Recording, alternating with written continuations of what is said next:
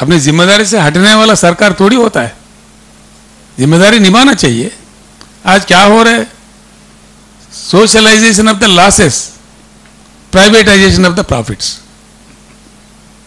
जहां नुकसान होता है ठोक दो जनता पे, बता दो, उनको डरा दो कि भाई ये इसमें नुकसान आ गया, घाटा हो गया, लिहाजा पेट्रोल बढ़ाओ, डीजल बढ़ाओ, गैस बढ़ाओ, फलाना बढ़ाओ, ढिमकाना बढ़ाओ।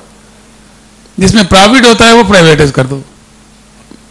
बेहद अंधाधुन प्राइवेटाइजेशन क्यों किए जा रहे हैं, किस लिए किए जा रहे हैं? देखिए कितना तमाशा होता है।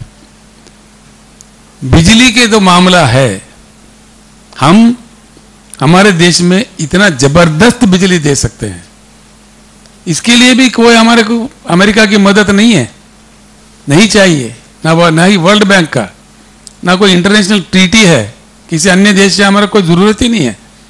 बहुत आसानी से हम अपने पावर के अंदर, अपने संविधान के अंदर, हमारे संविधान के छत्रछाया में बहुत जबरदस्त 24 घंटा उच्च गुणवत्ता वाला पावर दे सकते हैं, बिल्कुल दे सकते हैं, संभव है। इसलिए संभव है, कोयला खदान इतने हैं हमारे पास। India has 361 billion tons of coal reserves. 361 billion tons मैंने दिया है आपको, कागजों में है, आप लोग बाद में देख लीजिए तफसील से, मैं अपने बात कह दे रहा हूं। 361 बिलियन टन्स यानी कि उसमें अगर 40-50% भी जब रिट्रीवल करते आता है तो 125 ईयर्स के लिए, पूरे देश के लिए बिजली देने के लिए काफी है। इतनी संपत्तियां हमारे पास रखते हुए हम पूरे प्राइवेट की बात कर रहे हैं। Adani power, Ambani power, Jindani power, Bondani power क्यों दे रहे भाई, समझ में नहीं आता। पावर सेक्टर तो इतनी इंपॉर्टेंट चीज है कि देश की प्रगति, विकास को मापने में दुनिया के पूरे इंडेक्सेस में पर कैपिटा पावर यूटिलाइजेशन को ही माना जाता है। कौन सा देश कितना पर कैपिटा इसका पावर है, उसी से खाता मालूम हो जाता है देश का। तो क्यों आज प्राइवेट में दे रहे, क्या बात है?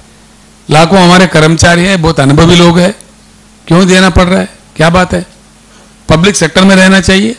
अगर पूरा पावर प्राइवेट में दे दो, एक दिन आएगा वो सरकार को ब्लैकमेल करेगा, देश को ब्लैकमेल करेगा। They will hold the government for ransom. पूरा उनके हाथ में रख दो। जहां क्रिटिकल है, जहां प्राइवेट ही कर सकते हैं, वहां दे दो कुछ मात्रा में, लेकिन ये बहाना बना के, और ये भी कैसे, इतने सालों से जो जेनकोस है, ट्रांसकोस है, बिजली कारखाने हैं, बिजली घर है, इतने लाखों किलोमीटर के वायरिंग है, इतनी संपत्ति बनाई है जो पब्लिक सेक्टर हमारा जो कर्मचारी वहां के, उनके खून पसीना से देश की जनता की ये प्रॉपर्टी है, लाखों करोड़ों का प्रॉपर्टी है, लाखों करोड़ों का। उस प्रॉपर्टी को आप हजारों करोड़ों में कुछ एक गिनती करके लेडर बुक्स बना के आप दे रहे, जैसे पवन हंस का किया गया था। पवन हंस को जो एक कंपनी था सरकार का, पब्लिक सेक्टर कंपनी, उसको जो बोनस मिलता था गवर्नमेंट को, जो डिविडेंड मिलता था, उससे भी कम दाम में बेच दिए प्राइवेटाइजेशन के नाम पे। रखते तो डिविडेंड तो मिलता कम से कम। इसी प्रकार का इतने लाखों करोड़ों वाला प्रॉपर्टी को यूं ही कुछ ही ले लेके, कुछ कहानी बना के, अब उनका क्या नतीजा निकल रहा है? आज अदानी का क्या निकल रहा है नतीजा? झूठे मतलब चीजें बना के, बनावटी शेयर्स का वैल्यू बढ़ा के, कितना मतलब पूरे देश खतरे में आ रहा है, सारे बैंकिंग व्यवस्था खतरे में आ रहा है। इसके लिए कौन जवाब देगा? यानी कि इस अंधाधुन प्राइवेटाइजेशन जो मन में करो, जो कहते जाओ, करते जाओ, ये बिल्कुल नहीं चलेगा, नहीं चलने देगा। बीआरएस का पॉलिसी है पावर सेक्टर।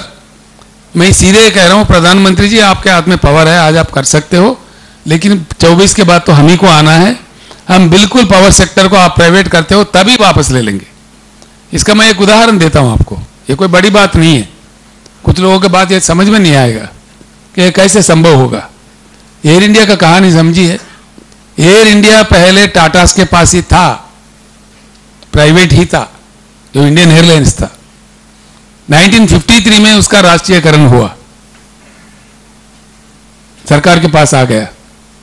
फिर वापिस मोदी जी ने उनको फिर सेम टाटास को वापस दे दिया।